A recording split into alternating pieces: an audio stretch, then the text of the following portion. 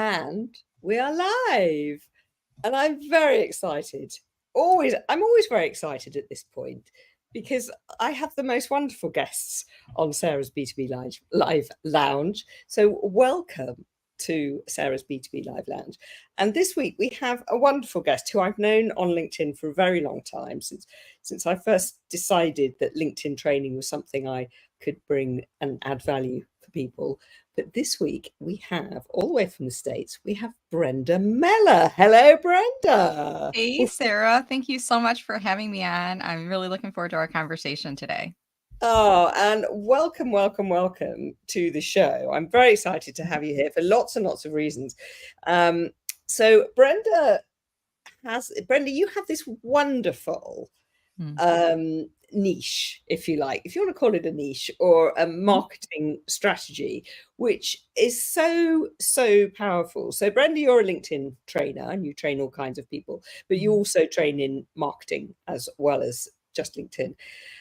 But you have this wonderful thing about pie. I do. And you have become quite famous for your pie. And in fact, your book, which I have here, it's called Social Media Pie, and it says how to enjoy a bigger slice of LinkedIn, and it's got pictures of pie on the cover. So Brenda, I want you to tell us, how did you start with the whole concept of pie? What does it mean? How does it work? Let's hear it. Yeah, it's a great question. And it was actually kind of an accidental thing, Sarah. It wasn't like this brilliant mastermind, like, I'm going to do pie and it's going to be the thing. It was more as a presenter, you know how it is, Sarah, when you're like building your slide deck and you have like your brand colors and things like that. And then sometimes you just get bored and you want to mix it up and you try different PowerPoint or Canva templates and things like that. And one day, this was back in 2018, I decided I'm going to do a pie theme because I like pie. You know, pie is like my favorite dessert. I'm not really a cupcake or a cake person. And growing up, you know, I remember my mom used to bake at the Michigan State Fair and we entered a pie contest together. It's one of my, fondest memories. And I'm going to do this pie theme. So one slide was like a picture of apples in the background. And the next slide was a picture of apple pies. And then I had slices of bananas and a banana cream pie, and then coconuts and a coconut cream pie. And I followed that theme all the way through the presentation. And it was a presentation about social media for small business. And at the time, it was when hashtags were really starting to gain traction. So I created a hashtag social media pie, you know, just blending in the themes of social media with the words pie. And I encouraged the people in the audience that day, if they were posting online or blogging or whatever, use this hashtag. And it was just on a whim, you know, came up with this. I thought it was fun to look at. And I explained the pie theme. And then as we were watching, they were always like, you know, what's the next slide going to be? Which pie is it going to be? And, they did post, a handful of people did post. And then afterwards, you know, they continued to post about it. One woman who was there, her name's Pam, she ended up doing a full blog about the presentation. And it was like, it kept on going for like weeks and weeks afterwards. And I was like, I'm onto something here. Right. And that's my first piece of advice for your audience is if you discover something that's unique about you and makes you distinguishable from others in your category, in your space, and it's also something that your audience is jumping on board with. Like, this was not me pushing it on them, Sarah. It was really like me creating a PowerPoint and like, here's a hashtag. It was really only supposed to be used for that day, but they kept using it. So I decided what any smart marketer would do. I went on all social media and I reserved social media pie or the variation of it. I purchased the domain socialmediapie.com, which redirects to Meller Marketing. And that's kind of how things got started. And when I started to write my book, Sarah, my challenge was always like, how do I write something different about LinkedIn? Because I didn't create LinkedIn. LinkedIn created LinkedIn.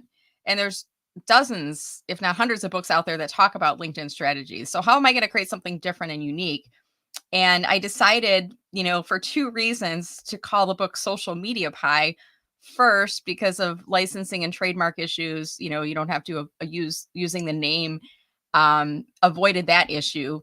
Second, it made it unique. And then I used that tagline, the subhead rather, how to enjoy a bigger slice of LinkedIn, because it's a clever analogy that ties back to this thing that's really a unique element that is something that I like, and it makes me easily to remember. And a lot of times, Sarah, when I was doing presentations, even that day when I did that presentation, I brought a pie with me, like an actual pie. I had everybody drop their names in a hat. At the time, it was a box, I think. Now I have a pie tin that I pass around. And at the end, I drew the name, and it was like the person won the lottery. They were so excited they won this pie.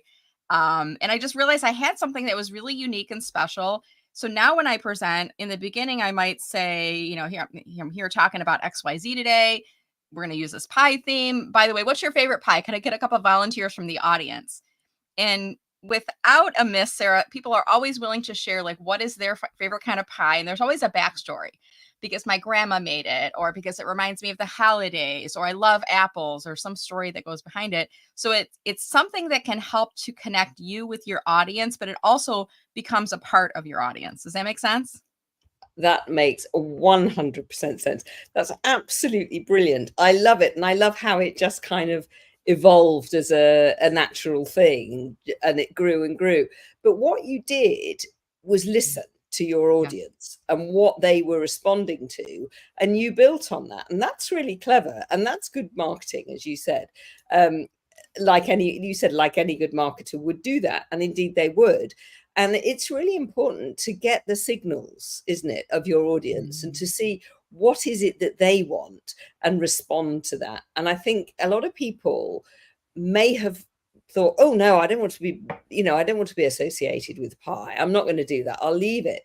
But what you did was that you've harnessed it and captured it. And literally by owning it, you have owned it and you've made it your own. Mm-hmm.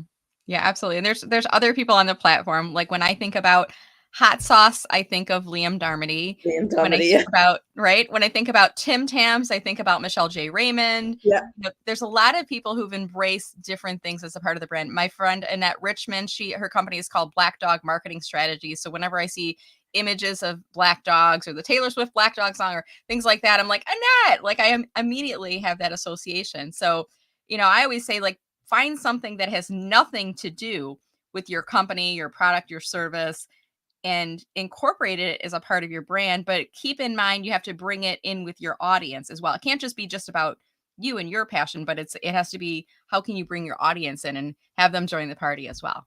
Absolutely. It has to be something that they resonate with. They get it as well. Yeah. And for me, my whole kind of orange and purple branding, which, like yours, that was a kind of accidental thing. It was always going to be purple because I love Yeah. purple. And I had a photo of me in front of an orange background, very early days. And I thought, actually, I like those two colors. Let's blend them together. And then started to embrace it, and I wear it. All my office is orange and purple. All my accessories are now orange and purple, and it becomes part of me. And we have a guest in the audience who has sent us a lovely message. John Esperian, lovely to see you both. Brenda is one of the top LinkedIn experts in the USA, a class act. Now, John Esperian has become known for his brand colors, which are very, very bright and obvious, but also he has a phrase which has been rolled out about not being a douche canoe on LinkedIn. And I don't really know what a douche canoe is, but I can guess from when John talks about one. Brenda's looking for something. I am. I'm like, you know what I'm going to grab, right, Sarah? I think you probably know what I'm going to grab. To any of the podcast people who are listening to this on the podcast, I'll fill you in. Brenda is in her office with shelves behind her with lots of things on them, and she's hunting the shelves. And I imagine it's something canoeish or John Esperian-ish. I don't know what it is. The other thing, actually, that Brenda showed me earlier was a photograph that somebody had sent her, some knitted pies, which is just incredible that people get so involved in your brand, and people love getting involved in your brand. So what Brenda has in her hand is John's book called Content DNA.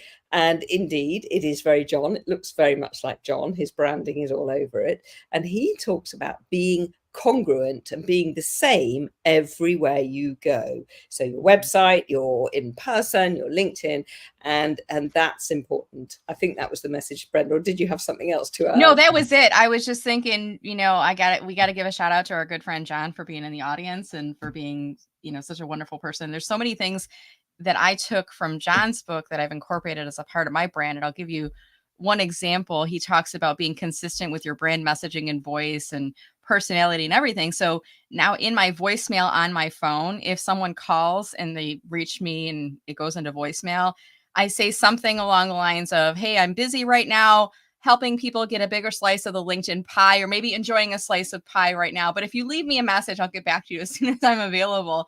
And I kind of forgot I had it on there.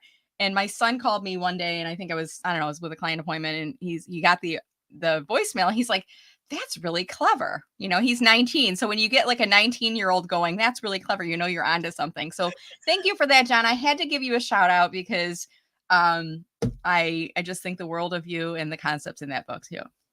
Yeah, John's book is amazing. And I think your book and John's book were the two of the earliest books I read on LinkedIn, both really accessible and full of amazing, amazing knowledge.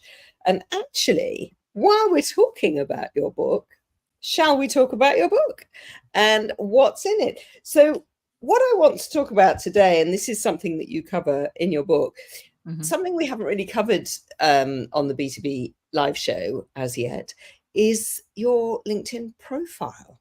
Because there's you've written a chapter about it. So the first question is, why is your profile so important? Yeah, I think the important thing for people to keep in mind is that LinkedIn is essentially a professional directory, and people will go on and search for you on LinkedIn, even if you're not active on LinkedIn. They'll look you up because they know that LinkedIn is one of the sites that you can readily access people and research them and learn more about them, not stalk them. I don't use the word stalk, but like research them. And we know there's a high degree of reliability with the information because it's you building your profile. It's not like a sales database scraping information off of your webpage and maybe it's out of date or not. So I think the important thing to keep in mind is that, you build your profile to help to attract your ideal target audience. And I always say you're building your profile for two audiences, the computer, because you want it to be SEO optimized, search engine optimized, essentially to have the right keywords and phrases to bring people back to your profile. But you also want to write it for the second audience, which is the human being. You want humans to read your profile. So it should be interesting. It should be accurate. There should be links that are driving people to places where they can research and learn more about you, or book a discovery call or do business with you. And if anyone watching this LinkedIn Live or on the podcast later, go to my profile right now. You will know what is the one thing that I'm promoting for my business. It's always very clear, multiple links throughout my profile that you can find. Brilliant. Absolutely brilliant. And I think a lot of people don't take the opportunity to change their profile. And it's really important to do that. So if you have got an event coming up, or if you've got something that you're already trying to push, change your profile and talk about that one thing just temporarily, and then go back to the, your other profile. And I think that's really important. And I loved all the things that you said, but it's where people go to find out about you. And because it's written by you, as you said, this is the most authentic bit of somebody that you will find because they've written it, generally. Right. Generally. We do know that people get profiles written for them, but it's still about them, and it's still very much hopefully their heart and who they are and their story.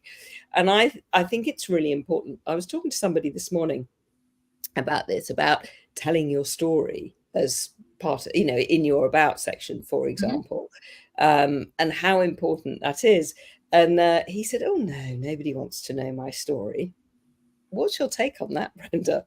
So it's interesting because I always tell people, like, your about statement, this might help that person with that hesitation. Your about statement is not really about you. It's about you as it relates to how can you connect with your ideal target audience, or in our case, if you're self-employed, how can you help to serve that ideal target audience by either solving their problems or offering them solutions for things that they're looking for. So I always like to start with like what do you do? Who do you help? Ending with some contact info in the first 4 lines. And then I do like to add in something about me personally or professionally. And as you go through the about statement, we've got 2,600 characters, add that towards the end, because they'll read the top And as they read down, they will only continue to read if if it's holding their interest. And if it's selling, like some point they're going to stop reading. But if you move from kind of a selling big picture, and then maybe it's the backstory, why did you create your business? That's something about you, but it's like as it relates to how it helps them. How does it help to serve them? And then as you continue to go down, maybe you pull back the professional curtain a bit and you say something like, I have a rescue dog. Her name is Pepper. We go on 4 walks a day. And I love traveling throughout the US and the world and enjoying delicious pies wherever I go. Now that humanizes you. You're no longer this, stiff corporate person, but you're a real live human being who has a dog. Maybe they have a dog too, and they can relate to that, right? Or they like pie, or they like traveling too. So I think adding in something about you and your backstory can help you to connect with your audience. So maybe that helps out. Yeah, absolutely. I agree. And you can bet your bottom dollar, as we say over here, that the personal thing is going to be the thing that people will remember. Yeah. So people buy people, as we know. And I think that personal thing is, as I said, the thing that people will remember. And that's the conversation starter. That's the easy way in. So for me, I always say to my clients, put something personal in there to help that process, to help that initial conversation. Oh, you have a dog. Oh, you like going for walks. Oh, you do this. Oh, you do that. And I think that's a much easier conversation starter than, what do you do? Can you help me? So, yeah. And I also, the whole point about what's in it for me, this is what WIIFM, what's in it for me? Yes. And as you rightly said, the about section is about you, but actually whoever's reading it, all they really want to know is, how can you help me? Right. And you identified the 4 lines at the beginning of your about section. Tell us about those. Yeah, and I read the stat once, Sarah, and I wish I could find the source, but it was something like 95% of people do not click on see more. So when they're at your about statement, you're nodding your head. Have you heard this too? I heard it was 98. Do you have a source for that? If you do, I'd love it if you could share it with me. I'm gonna find it. I want to say it was Richard Vanderblom who said it, because he's really good on data and things like that, but I can't recall. But either formula, 98, 95, they both sound about right. So I want your audience, the folks that are watching right now, to think about this. How often when you're reading a LinkedIn profile do you click on see more? And it sounds right. Yeah, it's probably a pretty high percentage. Now, the right people will click on see more if you've captured their attention and if whatever they're seeing in those first 4 lines is relevant. I think one of the biggest mistakes I see people making is they don't consider the first 4 lines by themselves. They think about their entire about statement and they expand it when they're writing it. So they'll say, hello, my name is Brenda. Thank you for reading my profile. They'll skip a line. If you're finding me, it's probably because you're looking for help with marketing or link, and they start to ramble, right? And then it's more like the 3rd or 4th paragraph where they really start to get to the point.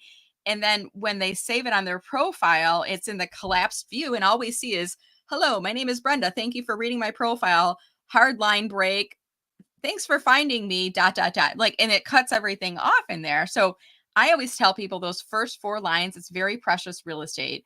And I think I counted it out once. I think it's around the 400 characters from the desktop view and around 150 characters from the mobile view. So whenever I'm working with a client on optimizing their profile, I'm writing it in its entirety, maximizing the 2,600 character limit.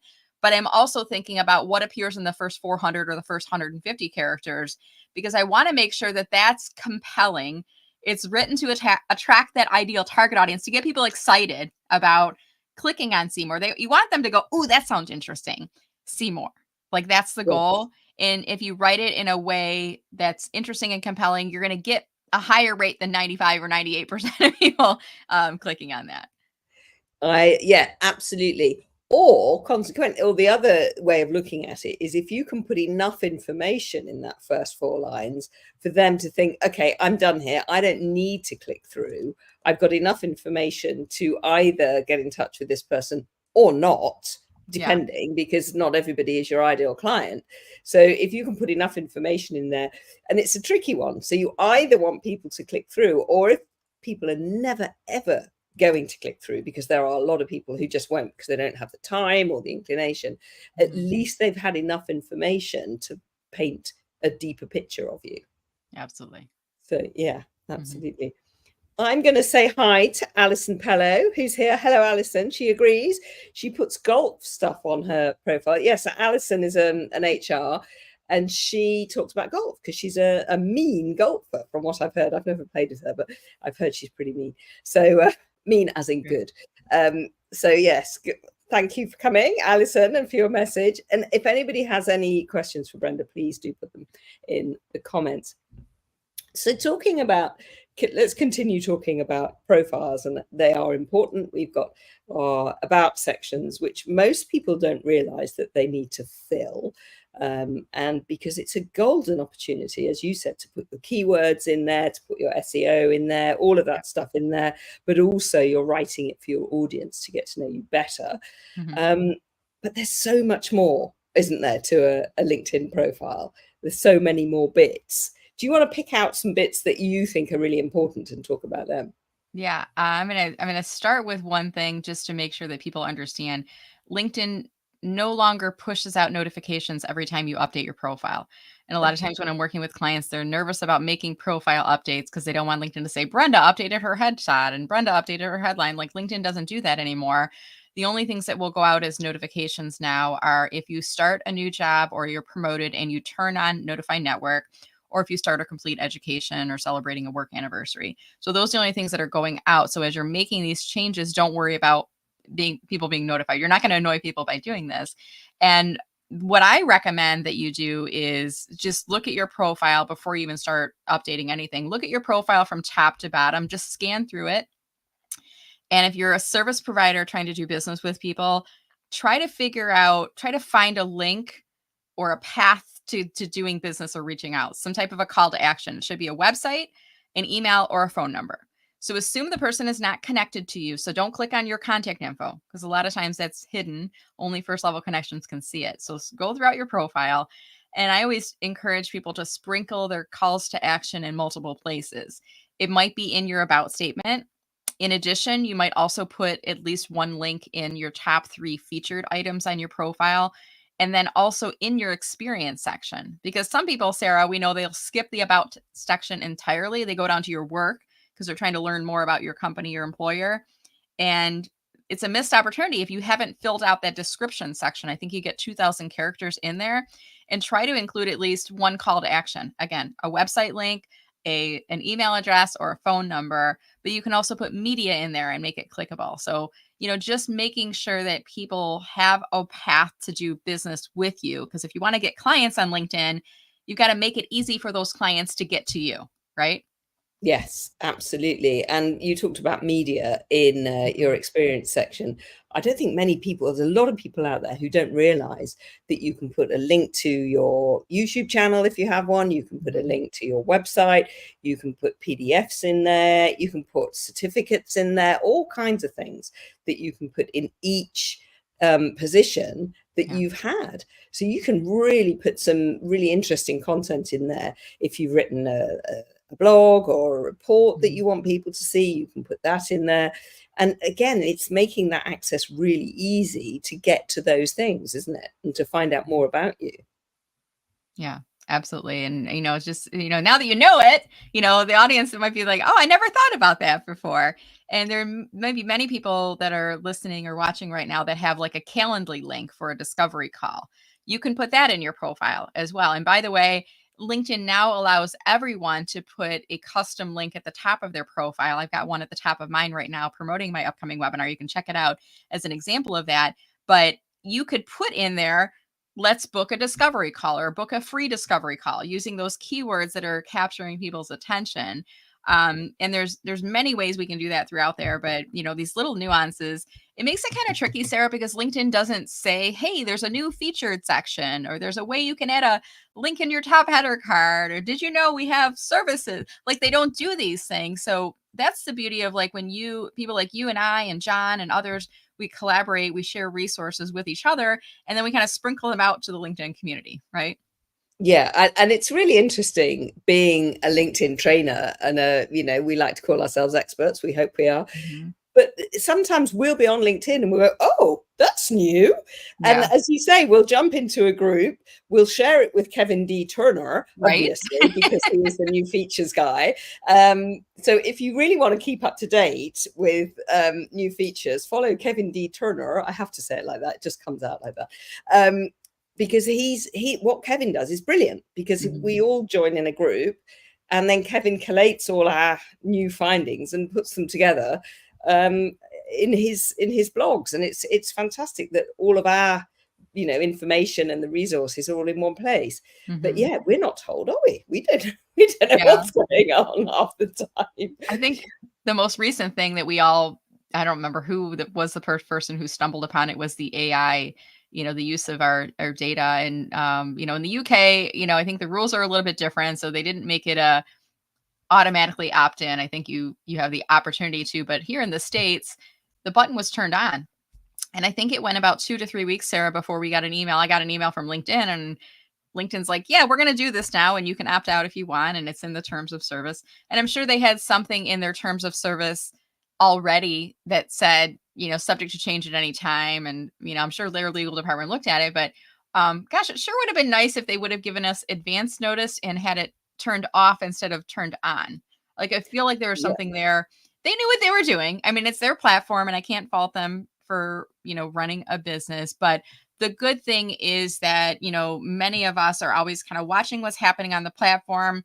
And when changes happen, a lot of times, Sarah, you reference Kevin D. Turner. I'm like, how does he find out? Like, he's got a whole tribe of people like collecting and sending. And I don't know about you, but it's almost like a gamification thing. I want to be the first person to send it to Kevin and to get the shout out. And I've gotten it once, and I can't remember what the feature was for, but the other times he's like, yeah, we talked about this 3 months ago. And he's not like condescending. He's just like, yeah, we talked about it 3 months ago. And I'm like, I just got it now.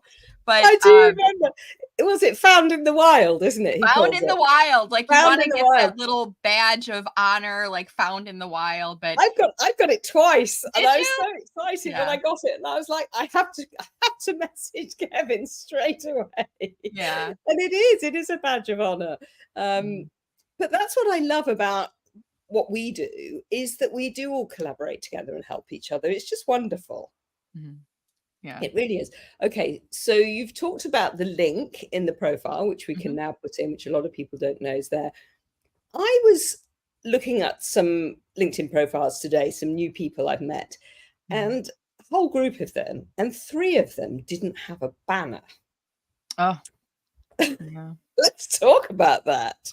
Yeah, I once heard someone call the banner like a headboard on behind your bed. You have like your pillow, and then it's the headboard that kind of sits behind you, which I thought was like an interesting analogy because it helps people to visualize what it is. I like to think about it like a billboard on the side of a highway. And when you're driving along the highway, you ever see those billboards that are not in use, Sarah, and it says your message could go here, like there's some type of a sales pitch. So they're trying to use that space to sell to advertisers. And when I see like a blank header image, which is like that gray green, it's kind of like the landscape flipped on its side. It's just immediate marketing opportunity. And if you're an employee of a company, I recommend you go back to your marketing department. You can take credit for this. You don't even have to tell them that you heard it from me. You can say, hey, do we have a LinkedIn header image library for our employees? I'm wondering if it might be a good idea if we create one. And that way we could all be promoting the company, right? Or if you are self-employed, go on canva.com and go into the search bar at the top and just type in LinkedIn header. And they've got some pre-made headers that you can use. Now, I always say, Sarah, like, change the colors. Maybe you use orange and purple for your brand colors, or change the tagline or something that you have, like change something about it before you export it out of there. But let's think about using that banner like a billboard on the side of a highway to promote something about your business. Because that banner is really not about you. It's not what you want to look at. It's what are you trying to serve up as a marketing message to your profile visitors. And personally for me, Sarah, I don't know about you, but I update my banner image at least once a month, if not more frequently, sometimes weekly. If I'm in a promotional period, promoting a webinar or a course or something, a new offering, I'm changing it out weekly with a different message because I know it doesn't go out to my network. The only people who see it are the people who click and visit and land on my profile. So how about you? How often do you change yours? So I probably change mine about once every month, once every 6 weeks or something. So currently, I'm promoting my book, which is recently launched. And so, of course, I'm Congratulations. talking about my book on mine. And then I went to Amazon on day 2 of my book being released on Amazon, and it's right at the very top. So, of course, I Oh, had to nice. splash that on my profile as well. So I had to go the next day and redesign it and do it all over again. Um, but I love playing around in Canva and updating my banner. And I mean, there are people, I have a team who create banners for people if they want, if that's what they want. They really, they can't think of something to put in their own. But otherwise, I say to a lot of my clients, just find a photograph, a stock photograph, and you can put that in. And that's really, really simple. No design skills needed at all. So a lot of my clients live and work in the City of London, or work in the City of London. So a lot of them, they'll find a nice skyline or a nice picture of London, and they'll put that in. And that's really easy, and it positions them. It positions them as somebody who is in London, who works in London, who works in the city. And I think that says quite a lot. Yeah. Yeah, having a So, geographical element in there, whether it's a stock photo or a photo you've taken yourself, which puts that place in your header image. Again, similar to that billboard analogy. So when people visit your profile, they go, "Oh, she's in London." Like they get yeah, that right away. And the people that are exactly. in London are probably going to recognize all the buildings and symbols. If they're outside of the area, they may not unless they're highly recognizable. But that may be okay because really what you're serving is that primary audience in your geographic area, right? Yeah, absolutely, absolutely. I mean, I do think a design banner is perhaps more effective with some text on it, what have you. But Yeah. for me, I would rather my clients put up a photograph of London than have the LinkedIn banner. Absolutely. Something is better than nothing, right? Absolutely. And I always say Yeah. it's like going to a job interview wearing somebody else's jacket. It Mhm. doesn't say anything about you. It probably doesn't fit you very well. It doesn't Yeah, look very good. true. Get your own jacket, and you'll do much better.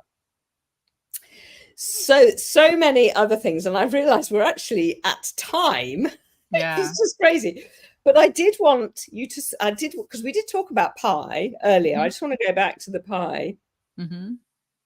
I kind of bought a pie. Oh, what's inside?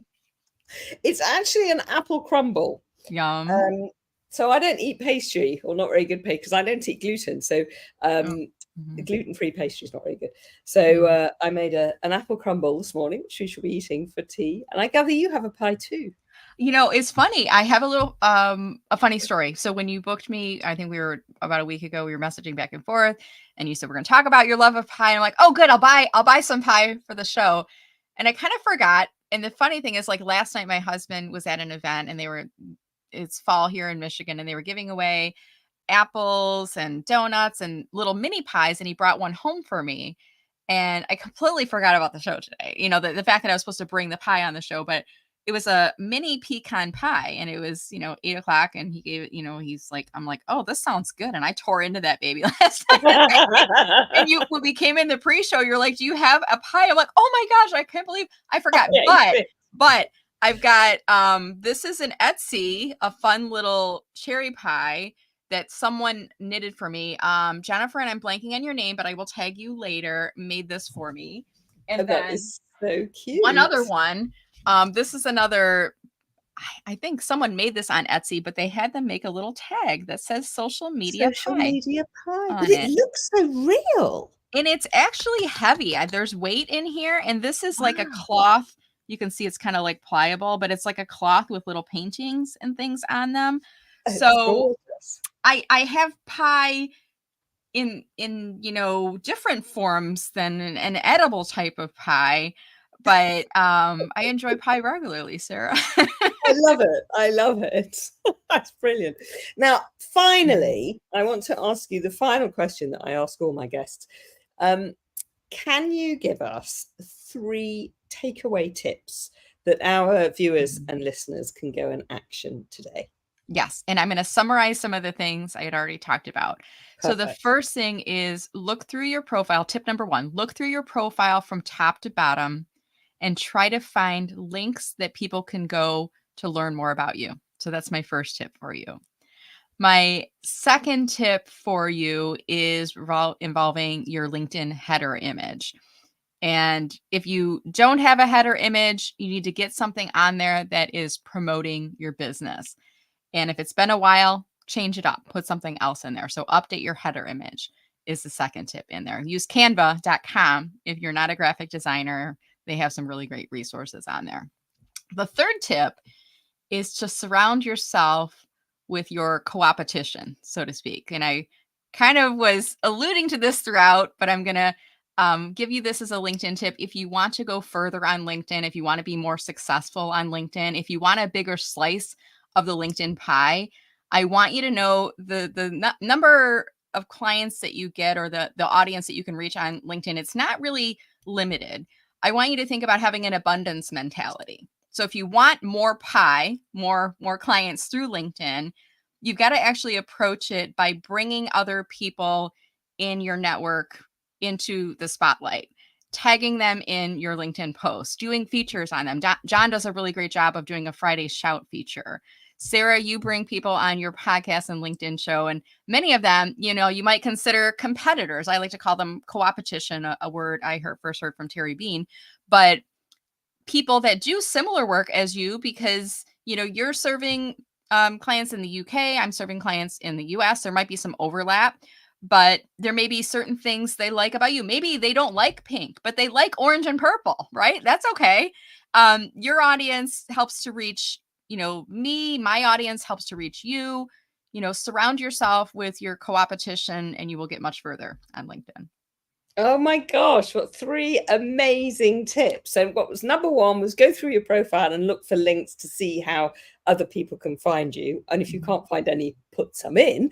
Yes. Number 2, get yourself a banner or a headline image, whatever you want to call it. Get one, whatever it is, and use it to sell yourself. And I agree with Canva.